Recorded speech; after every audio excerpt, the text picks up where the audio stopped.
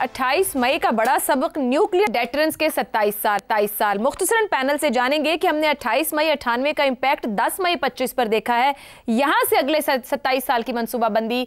शहजाद साहब, क्या बड़े बड़े निकात हैं कि हमें इस रुख पर बढ़ना है? आयशा, 1979 में चीन ने फैसला किया कि वो एक मुख्तलिफ किस्म की इकॉनमी बनना चाहता है, और उसने जो फिर किया उसको पढ़ने की ज़रूरत है ताकि हम उससे एक रास्ता और एक सबक ले सकें।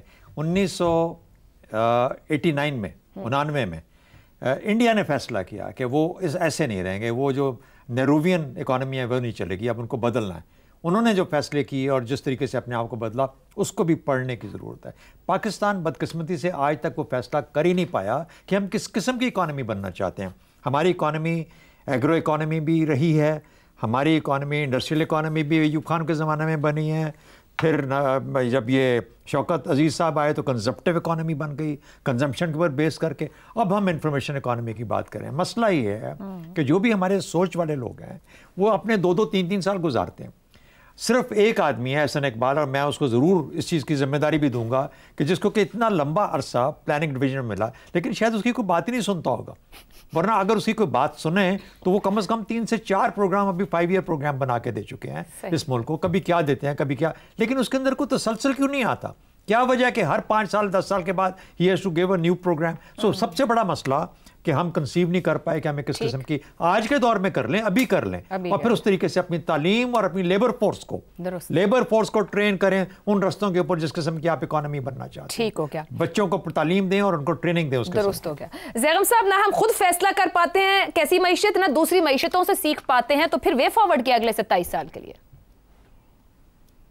अच्छा आयशा, एक तो टीम की तरफ से मेरे सवालात आ रहे हैं मुझे, और ये पूछा जा रहा है कि जब वो जनूबी एशिया के सहाफ़ियों ने ये पूछा था कि अब पाकिस्तान क्या करेगा, तो मेरा जवाब क्या था। देखिए, क्योंकि भारतीय मौजूद थे तो पाकिस्तान ऐसे मौके पे क्या कर सकता है भारतीयों के सामने। तो मैंने कहा था, देखो अब भारतीयों को कहो कि हमारा इंतज़ार करें, हम इनको जवाब देंगे। हमने इस बार भी कहा था जवाब देंगे। देखिए चीन की बात हुई। भारत के नोबल लॉरिएट, नोबल इनाम याफ्ता मईशतदान अमर्त्य सेन ने अपनी किताब डेवलपमेंट एज फ्रीडम में लिखा है कि चीन भारत से दहाई आगे इस वजह से निकल गया कि जब मौका आया, यानी जब ग्लोबलाइजेशन का मौका आया, तरक्की का मौका आया, तो चीन में सोशल प्रिपेयर्डनेस थी। क्या मतलब? चीन की आबादी तालीम याफ्ता और सेहतमंद थी। फाटा का ट्रक ड्राइवर नूर मोहम्मद जो सामान लेकर कराची जा रहा है, 27 साल बाद उसके बच्चे कहां होंगे, यह हमारे मुस्तकबिल का तयन करेगा। दुरुस्त हो गया। मियां चन्नू का नूरू मोची जो गधे पे चारा लेकर जा रहा है, उसके 6 बच्चे आज के 27 साल बाद कहां होंगे?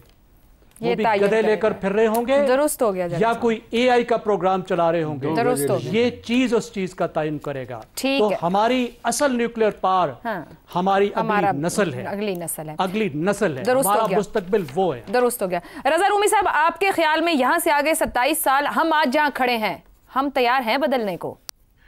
मेरे ख्याल से हालात हमें तब्दील करवा रहे हैं। मेरे ख्याल शौक तो नहीं है बदलने का, लेकिन दुनिया जिस डगर पे चल रही है, और मेरे ख्याल से इसको सबको समझ आ गई है, पाकिस्तान की जो अशराफिया हैं उनको भी इसकी समझ आ गई है, अवाम को भी इदराक हो गया है।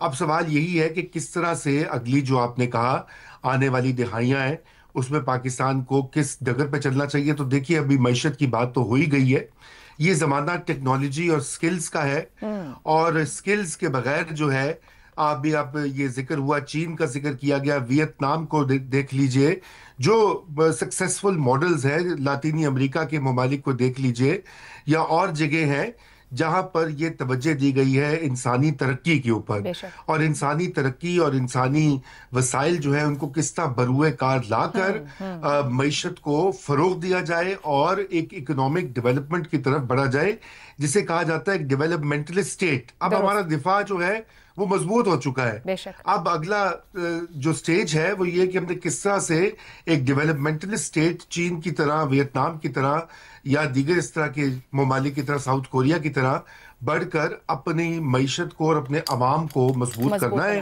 क्योंकि वो अल्टीमेटली सबसे बड़ा दिफा है, वही फ्यूचर शेप अप करेंगे। जी इफ्तार साहब, मुख्तसर सी बात है, गधे और ट्रक चलाने वाले जो लोग हैं उनके बच्चों को हमें टेक्नोलॉजी और स्किल चाहिए ना, कह रहा मंसूबा है क्या हमारा ये करने का? चाहिए तो सभी कह देते हैं। तो पहले ख्वाहिश होगी तो फिर मंसूबा आएगा ना। पहले आप सोचोगे तो फिर उसको कागज पे आओगे। पहले पेंटिंग के लिए बिल्कुल साफ होता है, पहले एक नुक्ता लगाया जाता है, फिर उस नुक्ते के बाद सोचा जाता है इसके कलर्स क्या होंगे, पीला कलर का इस्तेमाल होगा।